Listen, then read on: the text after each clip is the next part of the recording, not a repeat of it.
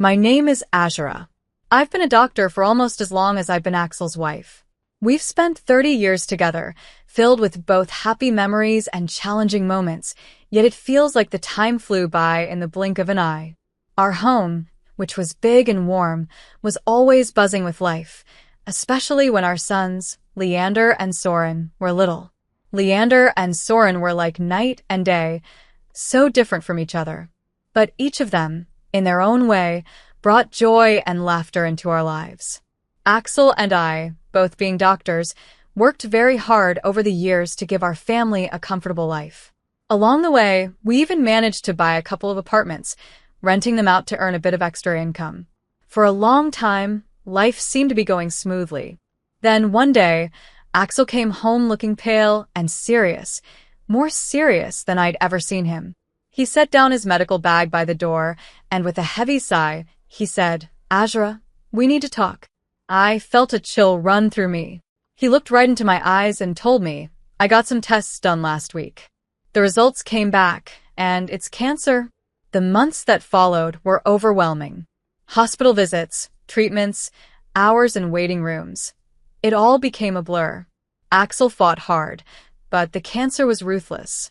Watching him, the strongest person I knew, become weaker every day was heartbreaking. All the medical knowledge in the world couldn't prepare me for the pain of seeing him fade away. One evening, as we sat together in the living room, he held my hand tightly. "Azura," he said gently, "if things don't go the way we hope, please take care of everything with the boys. The will is all set, and you'll be fine financially." Shortly after that conversation, he was gone. The funeral was a quiet, somber event. Family, friends, and colleagues came from all over to say their goodbyes. But it was the silence in the house afterward that was hardest to bear. His belongings were still in their usual spots, as if he might walk back through the door any moment. A few days after the funeral, I was in the kitchen, trying to decide what to do with all the leftover food, when Leander came storming in. His face was filled with worry and anger. Soren was right behind him, looking like he would rather be anywhere else. "Mom, we need to talk about Dad's will," Leander said firmly, getting straight to the point as usual. I put down the plastic wrap I was holding and took a deep breath. "Yes, I know," I replied. "Your father left everything to me because he wanted to make sure I could manage things." Leander's face turned red with frustration. He slammed his hand on the counter and said, "But what about me and Soren? We're his sons. It's not fair that we get nothing." Soren tried to calm him down, stepping in with a soft voice. "Leander, let's not rush into this. Mom's still grieving, and we can work this out without fighting." Leander shot him a look and muttered, "It's easy for you to say. You're not worried about the future like I am." I leaned against the counter, feeling the weight of both their stares. "Your father and I built this life together, and he trusted me to take care of things. But I understand what you're saying, Leander. I don't want to leave you out. So, what are we supposed to do?" Leander demanded, crossing his arms. "Just wait until you think it's the right time to give us our share?" "Watch your tone, Leander," I said, my patience starting to wear thin. "I'm still your mother." Soren stepped between us, raising his hands as if to keep the peace. "Please, both of you. This isn't helping. Mom, maybe there's a way we can meet in the middle." I nodded slowly, rubbing my temples as I thought it over. "Okay, here's what I'm thinking. The apartments your father and I invested in downtown, they're yours. You each take one. You can live in them or rent them out. They're yours to decide." Leander's eyes lit up, but I held up my hand before he could speak. "And from the savings, I'll give each of you $310,000 to help with whatever you need." Leander bit his lip, thinking over the numbers. "And the rest? The house? The money?" "That stays with me for now," I replied. "When I'm gone, it will come to you, just like your father wanted," I assured Leander. He looked like he wanted to argue some more, but Soren nudged him and said, "Let's think about this. It's a fair start. Mom's not leaving us with nothing." Leander finally nodded, although he still seemed unhappy. "Fine, but I want this in writing, Mom. No more surprises." "Of course," I agreed. "We'll get everything documented properly." As they left the kitchen, I heard Soren whisper to Leander, "Give her a break, will you? She's doing her best." Leander muttered something under his breath that I couldn't quite hear, and honestly, I didn't want to know what it was. As I washed the dishes, I wondered if Axel was somehow watching us, and what he'd think of how I was handling everything. I hoped I was making the right choices, but only time would tell. And time, that tricky thing, isn't always on your side. A few days later, on a sunny afternoon, one of those rare, warm days that make everything feel okay, Leander brought his girlfriend, Talia, over to meet me for the first time. They hadn't been dating for long, but it was clear Leander was smitten. You could see it in the way he fussed over her, which wasn't like him at all. When they walked in, Talia immediately had this confident, almost bold air about her, like she owned the place. She was dressed up and walked right into my living room with barely a hello. Her eyes scanned everything around her, taking in the decorations and furniture. "Nice place you've got here," she said, flipping her hair back as she sat down without waiting for an invitation. Leander sat beside her, grinning like a fool. I forced a smile, trying to be a good host. "Thank you, Talia. Can I get you anything? Coffee, tea?" "Coffee sounds lovely," she replied, then turned to Leander. "Babe, make sure it's black. No sugar." Leander nodded and headed to the kitchen, leaving me alone with her in my own living room, feeling oddly like I was the guest. The silence was uncomfortable until she finally spoke up. "So, Leander tells me you're pretty well off," she said, her eyes still glancing around at the decor. "I'm used to a certain standard, you know. My parents made sure of that." "That's good to hear," I replied, unsure of what else to say. Leander returned with the coffee and handed Talia her cup. She took a sip, wrinkling her nose slightly. It's all right," she muttered. Then she continued, "Anyway, we've been talking about our future together, planning ahead, you know?" "That's wise," I replied, glancing at Leander, hoping he'd give me some clue about where this conversation was heading. Talia set her cup down, then looked me straight in the eye. "And speaking of planning, we've been thinking about the wedding. I want something special. Leander has probably told you already." She glanced at Leander, who gave her an encouraging nod. "I found this perfect place for the rehearsal dinner, but it's a bit pricey. It's about $40,000. I nearly choked on my coffee. $40,000? Just for the rehearsal dinner? Leander quickly jumped in. "Mom, it's important to Talia. We want to start things off right." I put my cup down, feeling a storm brewing inside me.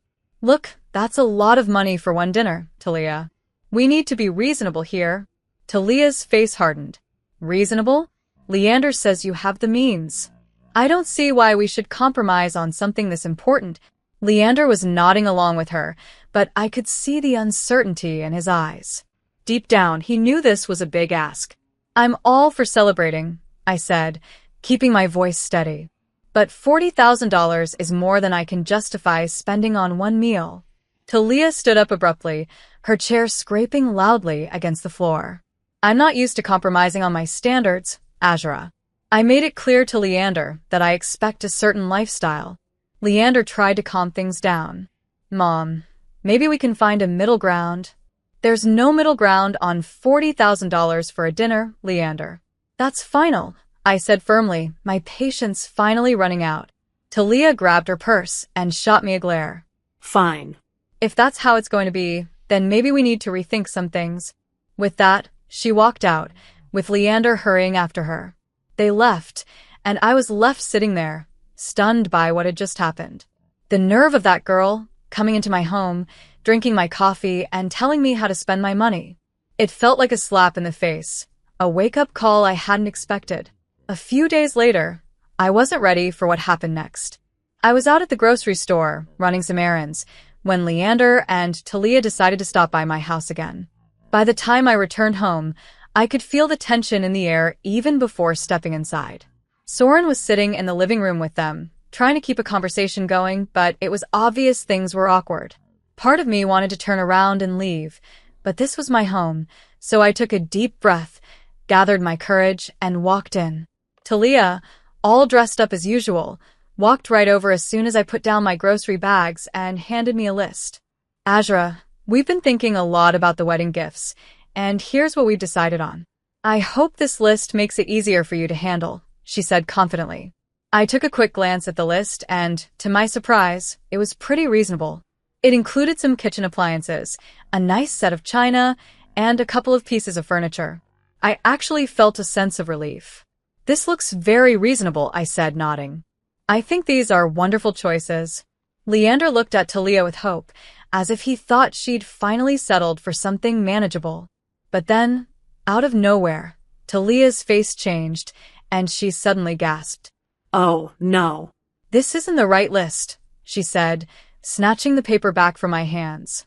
She dug into her purse, pulling out another piece of paper. Here's the actual list, she said, handing it over with a little smirk. This new list was nothing like the first. My heart sank as I scanned through it. It included things like an apartment, a luxury car, an exclusive vacation, and even diamond jewelry. My jaw dropped. Is this some kind of joke? I asked, hoping I'd misunderstood. Talia didn't even flinch. No joke, Azura. These are the gifts we expect. Only the best for our wedding. I looked over at Leander, waiting for him to say something, to object, or to show me he didn't agree with this absurd list. But he just stood there, looking between us, obviously torn but saying nothing. Finally, I couldn't hold back. Leander, why are you letting her do this? You know this is unreasonable. Before Leander could respond, Talia cut in, raising her voice. This doesn't concern you, Azura. You just need to pay up and keep quiet. Soren, who had been sitting there quietly, suddenly stood up, his face serious. That's enough, Talia. You're not going to talk to our mom like that. This is her house, and you're way out of line. You need to leave. Now. Talia's face flushed with anger as she and Leander gathered their things. As they walked out, she muttered under her breath, "This is ridiculous. We'll remember this." Then the door slammed shut behind them. I sank into a chair, feeling the weight of the situation pressing down on me. Soren sat beside me, putting a comforting arm around my shoulders. We'll figure this out, Mom. But you can't let them push you into giving more than you can or should. It's not right. He was right, of course. But as I sat there with my son, I couldn't help but worry about Leander. How did things get so out of hand? How could he not see what this was doing to our family? The silence in the room was heavy, filled with unspoken worries and fears for the future. I realized then that this struggle was far from over, and it was only going to get harder from here. In the weeks that followed, Leander started calling me constantly. Each call was more demanding than the last. His tone was desperate, sometimes even frantic. Mom, you don't understand. I can't look poor next to Talia's family, he'd argue, his voice shaky and filled with stress. You have the money. Why can't you just help me out? I sat at the kitchen table with the phone pressed against my ear, feeling a knot in my stomach. Leander, it's not about the money, I explained. It's about living within your means. Talia's expectations are way too high, and you can't keep up with them without risking serious debt. He scoffed, his frustration spilling over. What do you know about it? I'm not going to live like a pauper. I need more from the inheritance now. The amount you've offered isn't enough. Leander, I replied firmly, I've offered to cover half of the wedding costs, up to $125,000, and to give you a $5,000 gift. That's already very generous. But everything has to be agreed upon with me. No surprises. There was a pause on the other end of the line, then a sharp, bitter laugh. That's nothing, he said coldly. You're just being stingy. You have $1 million just sitting there. Why are you holding out on me? Leander's voice was sharp, filled with anger. It's not just about the money, Leander, I replied, my patience nearly gone. It's about not supporting this unrealistic dream that's only going to hurt you. He yelled so loudly I had to hold the phone away from my ear. I don't need this. I'll handle it my way. Forget you. With that, he hung up. After that call, months passed without a word from Leander. I tried to keep busy with my routines, hoping he'd see reason. But just as I started to find a bit of peace, the phone rang one afternoon. It was my sister-in-law, Callista. Azura, I thought you should know. Her voice was hesitant, careful. Leander is flying all the wedding guests to Bermuda. He sold his apartment to pay for it and said you'd make your own way there. He told everyone you weren't interested in helping. I hung up, my heart swirling with anger and sadness. How could he be so reckless and thoughtless? Before I could process what I'd just heard, Soren walked into the room, his face serious. "Mom, there's something you need to hear," he said, handing me a small audio recorder. I recorded their conversation when they were here, in the living room. With a trembling hand, I pressed play. The voices of Leander and Talia filled the kitchen. "Your mom is just a nasty old woman with a fat wallet," Talia's voice said coldly. "We need to squeeze as much as we can out of her, and then cut her off." Leander's voice came next, sounding just as cold. "Whatever it takes, Talia. I'm not going to let her control us. If it comes down to it, I'll kick her out in her underwear." I turned off the recorder, my hands shaking. Hearing my own son speak about me that way was more than I could bear. The room spun as I struggled to understand this betrayal. Deciding to fly to Bermuda wasn't easy. But with Soren by my side, I knew I had to go. Both of us felt tense, yet determined to face whatever awaited us. When we landed and reached the wedding venue, I was stunned by the extravagance. Flowers covered every surface, lights were strung up like stars across the sky, and soft music played in the background. It was beautiful, but it also felt overdone. A display meant more to impress than to celebrate. As we walked in, I spotted Leander and Talia mingling with guests, looking like the perfect couple, all smiles and laughter. My heart ached to see my son caught up in this fantasy. I took a step toward them, but before I could get close, Talia spotted us. Her smile vanished, replaced by a look of pure irritation. She marched over, her high heels clicking angrily on the stone path. "You shouldn't be here," she hissed, stopping just inches from me. Her voice was loud enough to turn a few heads. "This is my day, and you're not welcome." I was stunned, unable to respond. But before I could say a word, her parents, who had overheard, walked over. Her father, a tall, serious-looking man, spoke first. "Talia, that's no way to speak to a guest, especially to Leander's mother." His tone was firm, making Talia's cheeks turn red with embarrassment. Her mother, looking just as upset, turned to me with a warm smile. "Azra, please come with us. Let's find you a place to sit." They guided us to a table at the edge of the venue. It was obvious this spot was an afterthought, tucked away with no proper settings or decoration. The ceremony started soon after, with speeches that felt empty given the tension hanging in the air. Then, unexpectedly, I was handed the microphone. My legs shook, but I steadied myself and stood up, taking a deep breath. "I came here today to wish my son and his new wife a happy future," I began, my voice firm even though my heart was racing. "But I also believe in honesty and integrity, qualities that have been sadly missing in the events leading up to this day." Talia's face went from pink to red, her eyes narrowing at me with anger. "I was asked for money time and again," I continued, "in amounts that no reasonable person would find justifiable. When I couldn't meet these demands, I was threatened with being cut off from my family, my son, and my future grandchildren." My voice cracked slightly, but I continued. Soren, seeing how upset I was, stepped closer, putting a comforting hand on my shoulder. His presence gave me the strength to keep going. I gave Soren a small nod, then pressed play on the audio recording. Talia's voice filled the room, cold and calculating as she talked about how they would try to get more money from me. Leander's voice chimed in, agreeing with her plan, even saying he was willing to leave me with nothing for the sake of his bride. The crowd stirred, murmuring in shock and disapproval. I stopped the recording, and the silence that followed was thick and heavy. "I've given my son an apartment and $25,000, I said, my voice steady. But it was never enough. Today, I'm making it clear that I will not be treated as an ATM or threatened. I am disowning Leander and Talia. I wish them well, but from this day forward, I am choosing to remove myself from their lives." The reaction was immediate. Talia let out a piercing scream, her voice high and furious. "You've ruined my wedding. I curse you. After everything that had happened, coming back home felt bittersweet. But in the quiet that followed, I made a surprising decision. I quit my job.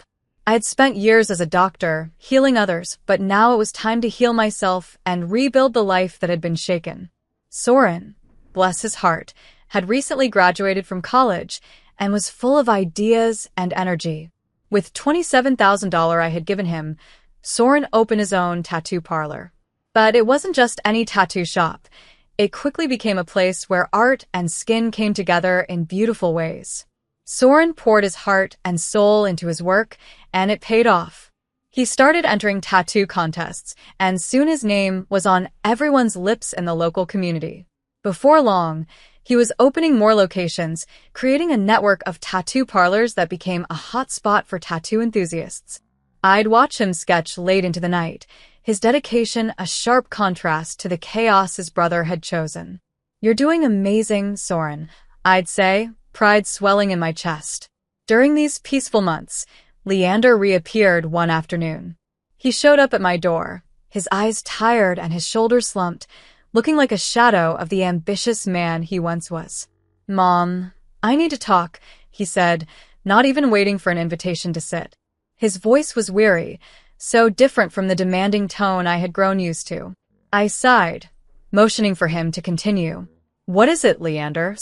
"It's Talia. She's driving me crazy, always wanting more and more."